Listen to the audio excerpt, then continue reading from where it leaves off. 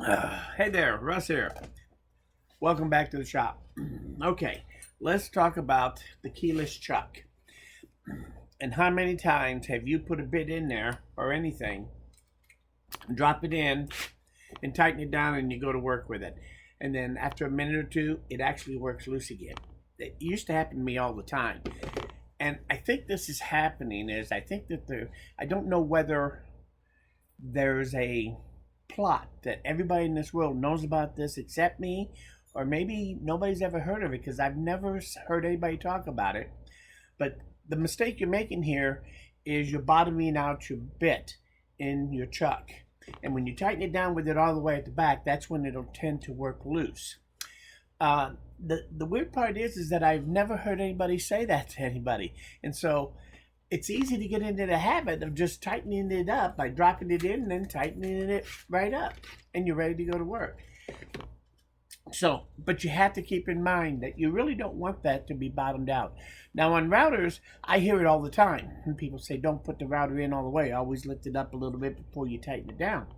But I've never heard anybody talk about doing that with a bit. But I have found that if I let it bottom out, and if I get in the habit of letting it bottom out, it happens to me all the time. So one of the things I did to try to remember not to bottom it out is that most of the time what I put in here, I keep this bit here. And this is just a double Phillips screw bit. But when I put it in all the way, this little white line disappears. So if I put it in so that it's just out, so I can see it, that's all that matters to me. Anywhere in there, and then when I tighten it up, I know I'm not bottom out as long as I see that white line. So I put the white lines on here to help get me in the habit of not doing this. And you see the white line's gone again. So, and it makes me come back and actually tighten it up so that I can see the white. Can you see it? Yeah, it's there. Anyway, so that's the whole thing in a nutshell.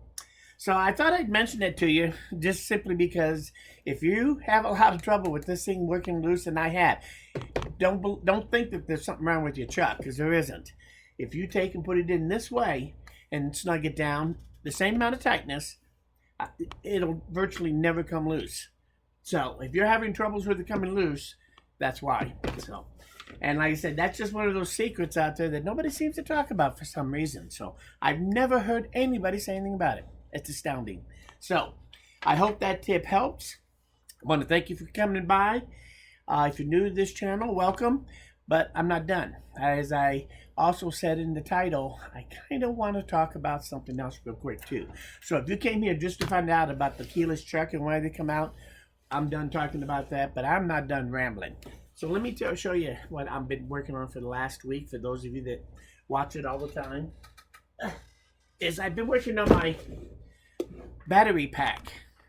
And this is the battery pack that I'm making. It's going to be a 400 watt hour capacity. I have 2 batteries in here.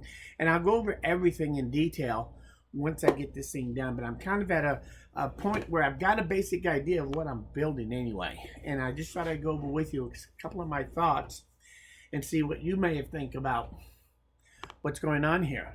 So anyway, this has consumed all my thinking time and working time around the shop. I haven't gone back to my finger joint or my table saw. I wanted to do a couple more of those miter gauge fence attachments, but I'll get around to it. But right now, this has been my distraction. So I want to go over my couple of thoughts and see what you guys think about it. But basically, I have a DC to DC charger. I have 2 16 amp hour batteries here that are my Addy batteries. And I talked about them, I think, in the last video I did on fogs. I talked about these. I also have a battery, 10 amp battery charger here. So I have 32 amp hours. So a 10 amp charger would charge it up in under 3 hours. But most of the time, this lithium charger will be pretty much readily plugged in. This thing will be plugged into the wall unless we lose power or if I need to use it for something. So this thing would just kind of keep it on the top of its charge. I probably won't even plug it in all the time. Um, because I don't know that you really want to do that. I'm still trying to find an answer to that question, whether I should leave this plugged in or whether I should only plug it in once a month for a day. I imagine either one would work. I put two circuits, main circuits on this. The one circuit is, well, first off, I'm using a 80 amp circuit breaker here because these can actually put out 40 amps each. So I decided an 80 amp circuit breaker so that if I overload these, hopefully that will blow first. So my wiring goes straight from parallel of these two up to here. And I went through what they call a Wago connector. So my wires come up and they go to these two here. One's negative and one's positive. And that's when they go in. And then I took the positive from here and hooked it up to this so that everything will be going through this. Oops, sorry about that. It'll be going through this circuit breaker here. So you turn it that way and it's loaded and everything's on. And if I push it, then it's off. So if I want the power on here, if I turn it on, you can see the light comes on my piece, and it tells me voltage. It'll also tell you amperage you're using, things like that. And that push the button and it turns it off. So now it's off. So all my power will be coming through here, and then it'll break off into two major circuits. One will be all the 12 volt outlets, the cigarette lighter and the USB ports and all those types of things. But I'm also going to run wires directly from this, off of this, to a second circuit, which will be on this switch here. And this will have two jumper posts here. So I can hook up a set of jumper cables with that kind of fitting, and they'll just slip on there and tighten down with a wing nut. So that if I want to use this to jump a vehicle, I can actually hook this up right here to these two, and I'm getting direct pull from there without any circuit protection other than my 80 amp circuit breaker. And then, of course, whatever safety feature is built into my batteries themselves, the BMS. But basically, I can pull these batteries directly through this cable to use it to jump a vehicle. And because those things are real good on the discharge, you can, like I said, you can discharge at a rate of 40 amps, which is like a 2.5 C discharge rate. So that's why I picked these batteries. So I'll be able to use this thing as a jump starter by turning this to turn it on while I'm using it. So I would hook up my cables, hook them up here, go out to the car, hook the other end up to the battery, take this, sit down in the car with this right there, and when I'm ready to hit the key to start it, I can turn the switch to turn it on. I'll probably have a voltmeter or a light to show when I turn that on, and then this will give me direct jumping power so I can go start the car and immediately turn this right back off so that the minimum contact time will be in my control. So these are long enough that you should be able to reach from the battery with the hood up. You should be able to reach from the vehicle to the driver's seat with this setup. So you can set this right by you so that you can actually try to use this to jump with. So your on and off switch on there will help protect that circuit. And there'll just be 2 1/4-inch bolts here with a wood covered knob to tighten it down. So I can put it on and off without a tool. And I'll be able to tighten them down with a wood knob. So that's the idea of them on this side. Also, the DC charger, I will take it and hook it up. Again, not through this switch though. It'll be through all the other circuitry, which will all have its own circuits running off of here, but they'll be running through fuses and things as necessary, except for the DC charger. And it will be hooked up to a switch, and I'll have 2 posts on it, just like you do for the jumping. And I can take this same cable and hook it up to this side, to these 2 posts, which are actually hooked up to the DC charger. So that when I can take those then, hook it up to the battery of a vehicle, turn this on while the vehicle's running, and that battery alternator will charge up these batteries through the DC charger. nice and safe. It won't hurt the battery of the other vehicle because this protects the source and knows exactly how much to put into the lithium batteries. It's a dip switch. This is the Renogy DC to DC 20 amp unit. You can see it. It's one of the most common ones out there. So just put 20 amp DC to DC charger Renogy, and you'll find this thing will pop up. It's about $110 is what I paid for it, but it allows me to be able to take my same system, take the jumper cables, hook them up on here in such a way I can throw a switch, hook that up to the battery, and charge this up from a vehicle. Or if I'm trying to start that vehicle, I can use the other set of posts, hook up the jumper cables, turn the other switch on, and then I'll be able to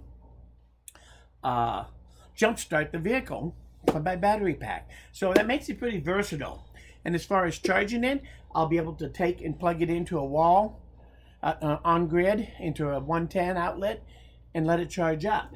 But I can also take and hook it up to a charger, hook it up to a car that's running and charge it from that car. And the estimated time is about an hour and a half. If I'm using the DC to DC charger here, then I can charge this up in about an hour and a half from dead to full charge with a 20 amp charger. So everything is actually coming together just the way I kind of wanted to begin with. And now I know the size of the container I'm coming up with, so you get a rough idea of where I'm kind of going with this.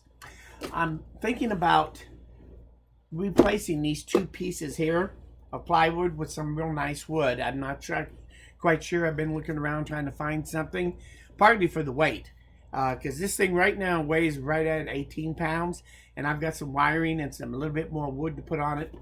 I'll have to put a face plate on here and a screen across here. And on the other side, a screen across here and a plate here. Now this plate and this plate will be where I have all my electrical hookups and gauges and lights and things like that, switches. That'll all be on either on this side coming over and down or on this side coming over and down. I leave enough room for me to be able to use the handle on this to pick it up and carry. And this handle actually works real well for a handle. I think I like it. I was thinking about going to a strap where the strap would be able to be pulled up tight to you carry it like a handbag, or you can stretch it out and throw it on your shoulder and carry this thing on your shoulder if you want. Because this thing's going to probably weigh about 23 pounds when I'm done, I suspect, thereabouts. So it's kind of on the noticeably heavy side for carrying. Not too bad. You can carry it. But I'm thinking about the strap having a nice option to it. Or maybe just get a second strap that I can store on this thing that will, I can take it out, hook it on, and then use it as a shoulder strap. So we'll see. Now on this side here, I am going to have to put something here, probably a little mini cabinet that's about an inch deep. And then when you open it up, that's where I'm going to store all the paperwork of information on all the different components and stuff. So if I need to refer to something, I'll have all the documentations in here about everything that I'm using here, so that I can always refer back to it, or somebody else, if they end up getting this and using it, I could end up giving it to one of my kids, who knows. So it'll have a little storage pocket for all documents, and then on the other side I'm going to make another little pocket here that's about an inch deep or so, where these will be stored in there, in this pocket. So it's going to be kind of tedious of exactly how it's going to be. So that's where I'm going with it. This area right up here, it's 5 inches deep, it's 7 inches wide here, and it's 9 inches front to back. So this little cubicle area here is where all my wiring is going to be, is all in this area. So the battery pack and the charger are right here on this level, and then this charger is at the bottom. And I can take any one of these pieces out the way this is designed right now, which was the other thing. I can pull all my electric. I can disconnect the battery from here, and I'm hoping to be able to pull all the electric out by pulling this one plate out if I want to do that. I can also pull just the batteries out here if I want to. I can reach in here, give this a push, but it just slides out on these two shelves right here. I have these two cleats, and they sandwich this in between here, but they also hold this at the right level. So I have this here, and I have this here on this piece sitting on top of it. Same thing up here. I have a cleat right under here to hold this piece in place right here. So everything was modularized, and I can take it apart a little at a time. If I want to, I can actually pull this cover off and leave everything else the same. So I try to make this as modular as I can. I think I'd probably want to replace these. I may just veneer it. I'm not sure yet. And so if I put a veneer on them, they won't look too bad. The only other thing I have a question about, so that's why I'm telling you about this. I'm hoping you guys might have some suggestions. I'm actually thinking about, instead of having this, I'm going to have a plate here with electrical plug-ins and meters and all that stuff, but I'll have one here.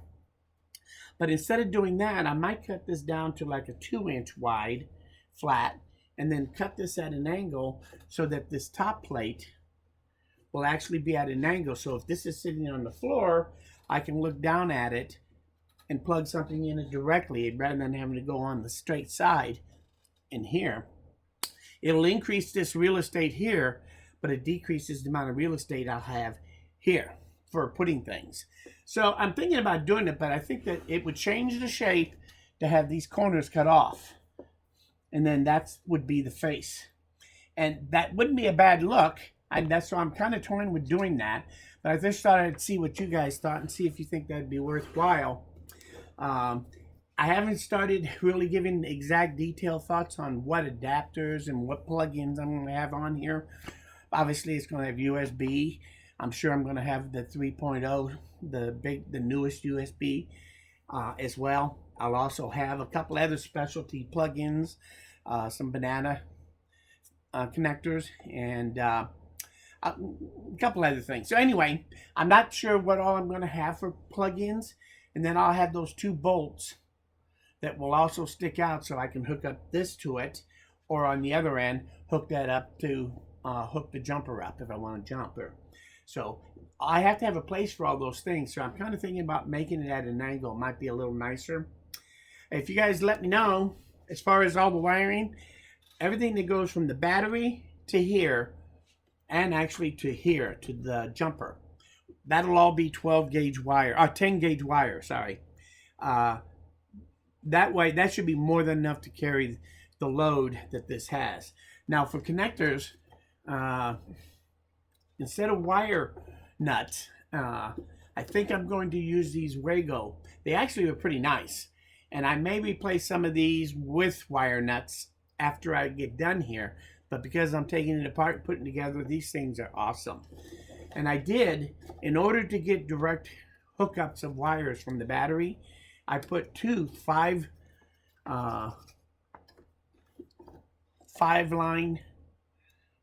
Wagos right here, and I connected the battery into it, and then my main negative and my main positive both then come off of it too. But that gives me 3 other places to add some other direct contact if I want to. I haven't decided yet how I'm going to do that or what I want to do with it. Also, this meter, which is the monitor for the system, I don't really like it. I bought this. It's 150 amp. I may just get a different type. This is what they call a shuntless. You hook up the source to one side, and you hook up your load to the positive, negative on the other side, and that's how they work.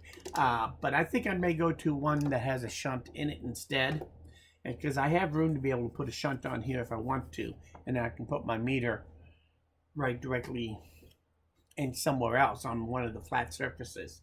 So I'll also be putting a couple other switches to activate the different plugins and things like that. So I'm working that strategy out now that I've got this far.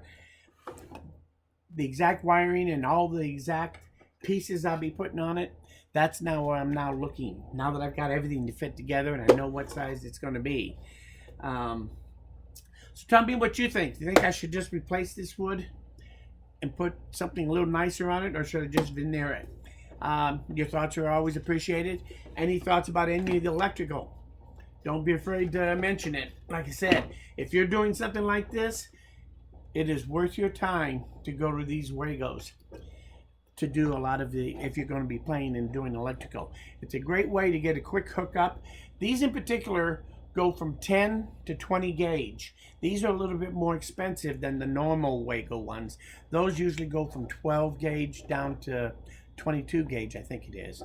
So, and they're a little bit cheaper, but I wanted to go with the extra amperage rating and also the size so that I could get the 10 gauge wire for the main part of the circuitry. Everything that goes from the battery until after it goes through. In fact, I think I told you wrong. Oh, no, I didn't. After it goes through this switch right here, this breaker, first place this goes is then into my analyzer, and then out of the analyzer is where everything else will be hooked up.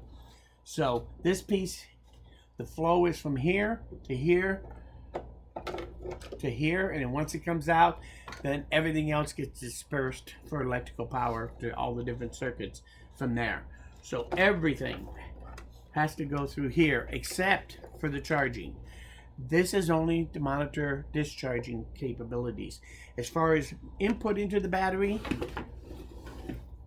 that is done here. Now this will read the voltage, but it won't read the amount of charge or discharge rate, how fully charged or discharged they are based on the input of putting it in with either of these two inputs, because I have two inputs to recharge the battery. The 110 plug-in 10 amp charger, and also the 20 amp DC to DC charger. So those are going to be my two inputs to be able to recharge the batteries back up. I don't have solar. I don't have plans to go with solar for this thing, to be honest with you. I thought about it, and I can always add it. This thing is really very versatile by me doing it this way. And I probably got $200, a little over $200 wrapped up in this thing. So it's kind of on the high side. And at 18 pounds, it's maybe a little heavier than I wanted. But it's going to be able to do all these different things that I want. And if I decide to want to add some solar, I could buy some folding 100 amp or 200 amp solar panels that fold up, put an MPPT controller on here, and I can charge that thing from that too. I just don't know that I need it. So this thing, when I'm off grid, like if power goes down, I am going to hook my 100 amp battery up to a solar array, and it'll always be charged off of that rather than off of the grid. And if the power goes down, that'll be my house battery for me to bring all these batteries in. I can take it to that, charge them up, and leave that one as the battery that continues getting charged from solar. And then I draw off the power to recharge all my batteries, which will be smaller and be used around the house when there's no power. When the electric power is on from my generator, then I can plug that charger into that 100 amp so that I'll be able to charge it up from 110, and it'll charge it faster than it would off of the solar. So I'll also be able to charge that from 110, but that battery is really going to be mostly just sitting there. It can be portable because it'll still be in its own case, but I'll be able to, most of the time it'll just sit there and be plugged into the solar array so that it's always getting the solar charging on that, and it should stay pretty much charged up. I may tap into that power a little bit here and there for power in the shop just for fun, but that battery system and everything will sit right on this back wall right here, because that's my south wall, and my front wall out the window is that direction, just the opposite. So the backyard is here, but that's also where the sunshine is, and that's where the solar arrays are going, the solar panels are all going to have to be, is out here on the back patio. So that's going to sit along this wall as a result somewhere. So anyway, that's the whole thing in a nutshell. I kind of wanted to show you this, and boy did I ramble on. Whew. Sorry about that. I hope you enjoyed it. I did enjoy talking about this.